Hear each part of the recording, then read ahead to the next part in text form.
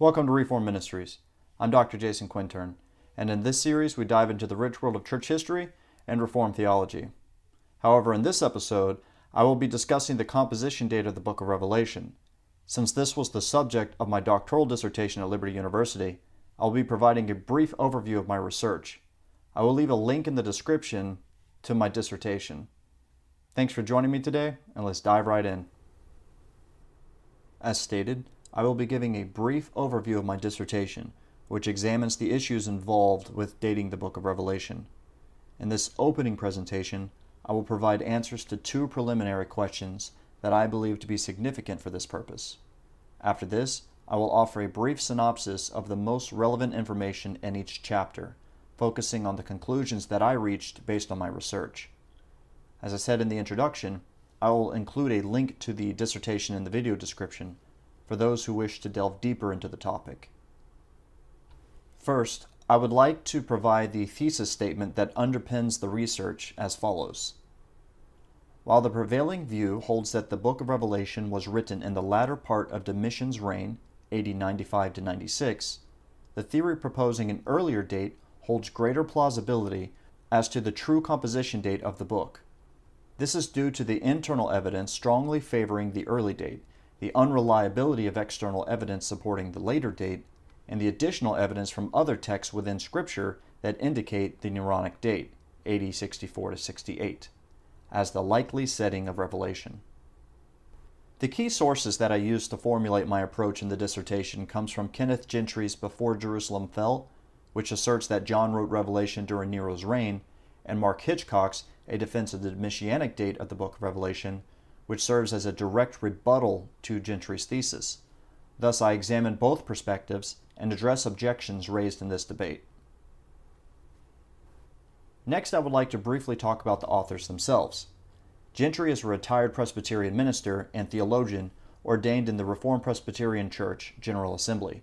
He holds THM and THD degrees in New Testament studies from Whitefield Theological Seminary. Hitchcock serves as the senior pastor at Faith Bible Church in Edmond, Oklahoma. He holds the position of research professor of Bible Exposition at Dallas Theological Seminary, having obtained his PhD from the institution in 2005. The approach used in this dissertation is known as the grammatical historical or historical contextual method. When interpreting biblical texts, this approach emphasizes the importance of understanding the historical context, including the original audience, cultural background, and the socio-political environment in which the text was written. The dating of biblical books involves the evaluation of two main categories of evidence, internal and external. Given that the support for the Messianic date heavily relies on external evidence, this study conducts an examination of external sources alongside an analysis of the book of Revelation.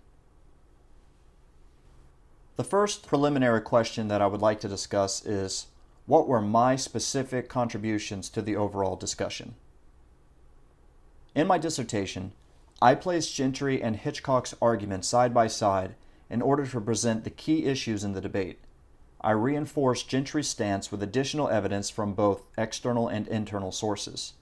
Externally, I highlighted earlier sources like Papias. I disputed Hegesippus as a late-date witness. I discussed Edmondson's theory on John's exile and presented evidence to show that Jerome's texts support the earlier date. I also sifted through the less reliable arguments, like those from the Muratorian canon, even though Gentry considers it as evidence supporting the early date.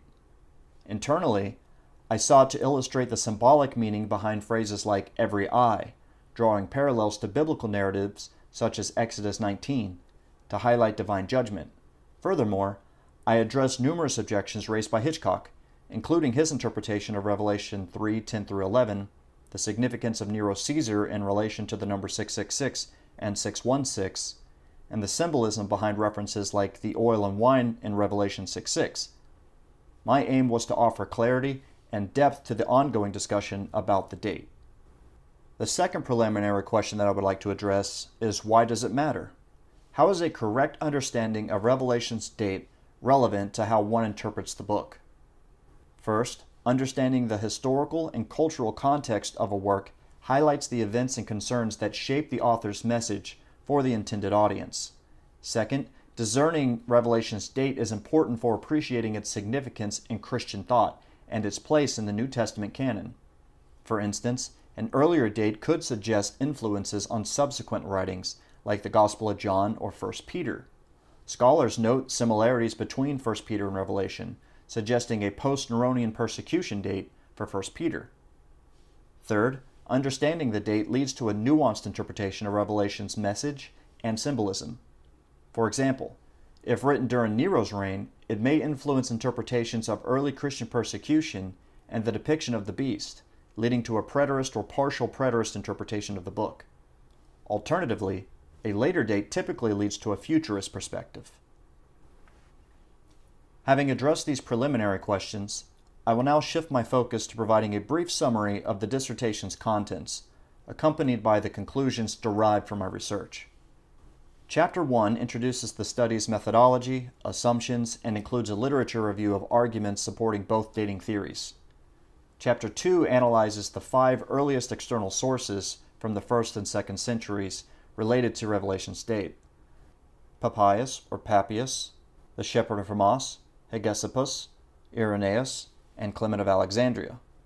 These sources are critical to the debate as the external evidence is considered to be the most persuasive argument for the Messianic date. I will now provide a brief analysis of my research. To begin, the assertion made by Papias that John the Apostle died at the hand of the Jews in Jerusalem before AD 70 lacks conclusive evidence, which raises doubts about its authenticity and its connection to the Apostle John. However, some scholars, such as J.B. Lightfoot, assert that the manuscript is authentically from Papias.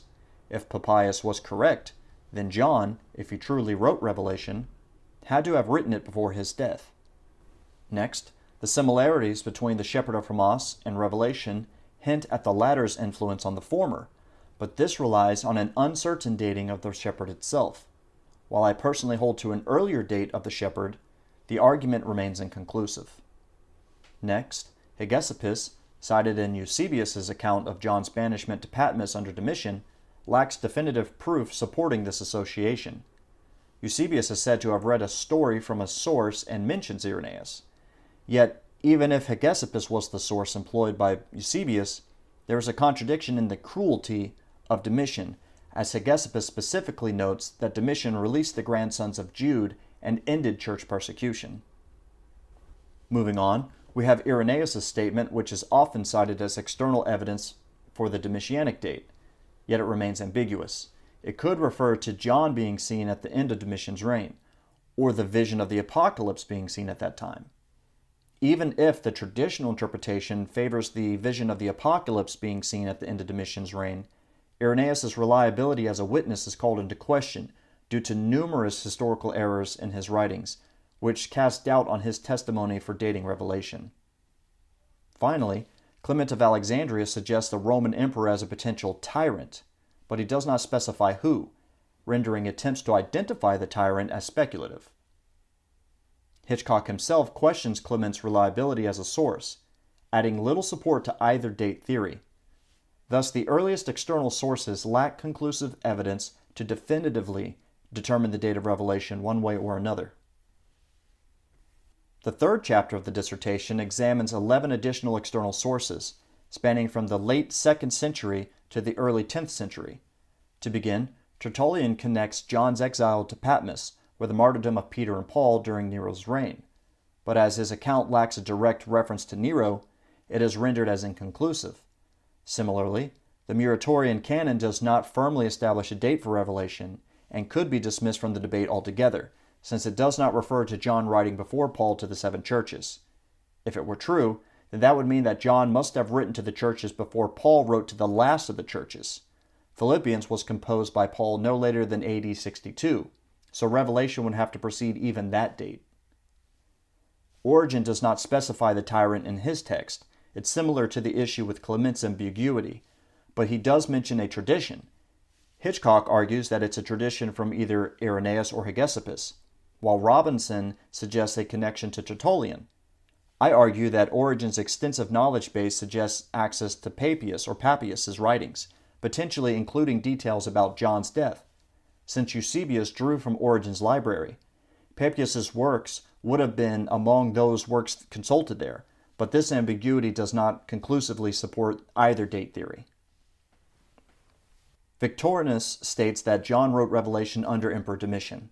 However, the plausibility of John, being nearly 100 years old at the time, undertaking the difficult journey from Ephesus to Rome, which is nearly 1,500 miles, enduring public scourging, and then subsequent exile to Patmos, and then bearing the exhausting work in the mines, only to eventually return to Ephesus to dedicate several more years to the reorganization of the churches of Asia, just strains the credibility of this account.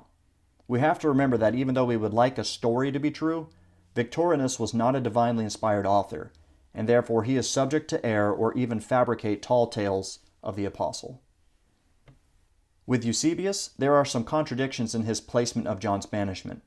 In ecclesiastical history, Eusebius claims that John was banished under Domitian, but in evangelical demonstrations, he suggests a Neronic banishment, aligning it contemporaneously with the executions of Peter and Paul.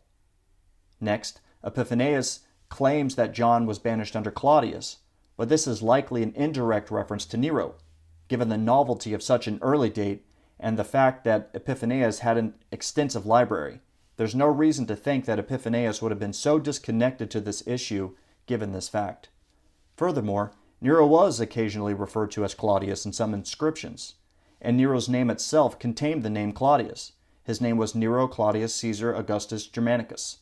However, this once again does not definitively establish the early date, as the explicit name of Nero is missing in the account. Moving on, we have the evidence from Jerome, who is typically considered as a late-date witness, and seems to have drawn his information from Tertullian. According to George Edmondson, John is said to have narrowly escaped death and was exiled from Rome in early AD 70, under a sentence that was passed in Domitian's name, who was serving temporarily as Caesar while his father, Vespasian, was occupied in Alexandria. In June, Domitian left Rome, and shortly thereafter Vespasian arrived, intending to govern with moderation and clemency. The following year he appointed Nerva as his consul to revoke some of the banishment sentences. Edmondson proposes that one of the sentences revoked by Nerva was the one that exiled John to Patmos. Based on Edmondson's theory, Robert Hilligans argues that while there is a possibility that Domitian played a role in the banishment of prisoners in AD 70, it is also possible that John had already been exiled by Nero and was residing on the island of Patmos during the time that Domitian temporarily held the office of Caesar. When Domitian delegated legal cases to Nerva, his association with these exiles extended to include those who had already been banished by Nero. Regarding Jerome's text against Jovinian, Francis X. Gumerlock observes that the 1564 edition of the text underwent alterations that intentionally placed John's banishment under Domitian. The earlier versions of Jerome's text explicitly state that Jerome interpreted Tertullian to have placed John's banishment during the time of Nero. In an editorial note, the editor of the 1564 edition justifies altering Jerome's text due to two key assumptions. First, he assumes that Domitian banished John. Second, he interprets Domitian's time as his reign rather than considering the time of his temporary role as Caesar in AD 70. Thus, the editor of the 1564 edition made alterations to Jerome's text based on personal presuppositions. Furthermore, it appears that Jerome truly did believe that John was exiled by Nero, as his AD 398 commentary on Matthew states that John was immediately banished to Patmos after Nero attempted to execute him by means of boiling oil. When all of this is considered, Jerome must be declared as support for the early date of Revelation. At the very least, he should not be considered as conclusive evidence for the Domitianic date. Moving on, the evidence from Andreas of Cappadocia simply suggests contemporaries during his time, which also supported an earlier date, indicating that the Domitianic date was not universally accepted. Next, the Acts of John does not endorse any particular date for Revelation, while both the Syriac witnesses and Arathos explicitly favor the Neronic date.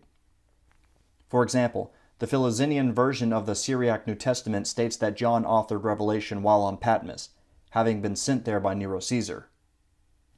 Overall, While the external evidence does not decisively support either date, the study does reveal that the early date has more support than previously assumed.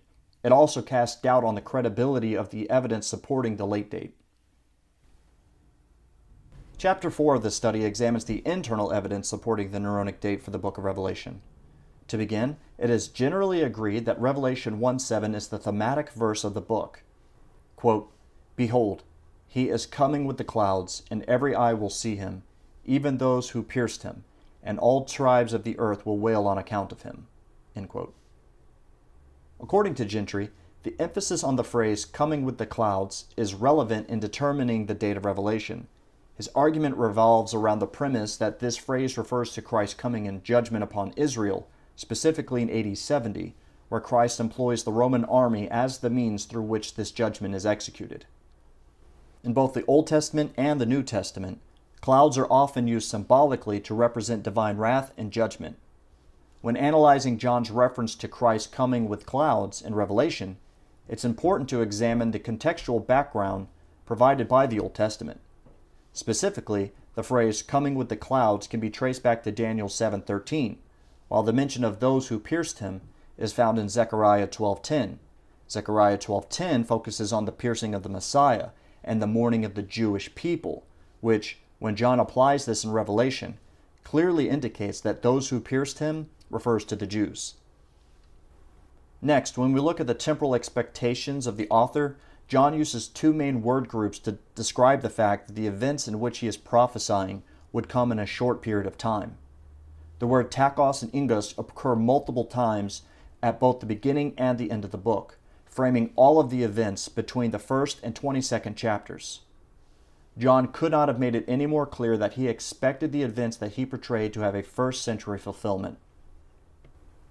Moving on, we will now look at the identity of the beast of Revelation. First, the portrayal of the beast varies within the text, sometimes representing a specific individual, and sometimes it symbolizes a kingdom, as evident in passages describing the beast with 7 heads representing 7 kings, Revelation 13:1, 17, 10-11. The angel that gives John the message reveals the mystery surrounding the 7 heads of the beast by stating, "This calls for a mind with wisdom. The 7 heads are 7 mountains on which the woman is seated. They are also 7 kings, 5 of whom have fallen, 1 is, the other has not yet come, and when he does come, he must remain only a little while." Revelation 17, 9-10. Just as New York is commonly referred to as the Big Apple, Rome was known as the City of 7 Hills, and it is likely that the first-century readers would have recognized this allusion to Rome. Counting Roman emperors starting from Julius Caesar, Nero becomes the 6th king reigning during the writing of Revelation. Although the Roman Empire officially began under Augustus, ancient sources, including Josephus, consider Julius Caesar as the first king of Rome. After the 6th king, the next ruler's brief reign might refer to Galba, Otho, or Vitellius, who all briefly held power before the empire stabilized under Vespasian. Next, we have the number 666, or the textual variant of 616, that is commonly considered a cryptogram that, when deciphered, points to Nero Caesar's identity as the beast. When the Greek form of Nero's name is written in Hebrew characters, it contains the numerical value of 666. Accordingly, transliterating the Latin form of Nero into Hebrew, it yields the numerical value of 616. Most scholars agree that Revelation was written during a time of severe Christian persecution, as indicated by John's mention of his exile in Revelation 1:9. This persecution began in AD 64 under Emperor Nero, who blamed Christians for the fire in Rome. Even proponents of Revelation's late date concede insufficient evidence for systematic persecution under Domitian, while historical records clearly document persecution under Nero. Finally, the mention of the temple in Revelation 11 further supports the argument favoring the early date of the book. Its inclusion implies its existence during the composition period, indicating a time frame preceding the temple's destruction in AD 70. In the vision described in Revelation 11, the Apostle John is provided with a measuring rod and instructed to measure the temple of God and the altar and those who worship there. Interestingly, he is directed to exclude the court outside the temple, as it is prophesied to be trampled by the Gentiles for a period of 42 months. This is approximately the same amount of time that Nero persecuted the church, November 64 until June of 68. Some parallel evidence from other portions of Scripture include the Olivet Discourse, where Jesus says that the temple will be destroyed within a generation, which is 40 years according to Jewish tradition. AD 30 to AD 70 is 40 years, so Jesus prophesied correctly that judgment would be brought against them during that time frame. I hope you found this overview of my research enjoyable. I encourage you to dive even deeper into the topic. Check the video description for recommended resources. In future episodes, I will dive into eschatology and other related issues. And until then, thank you for joining me.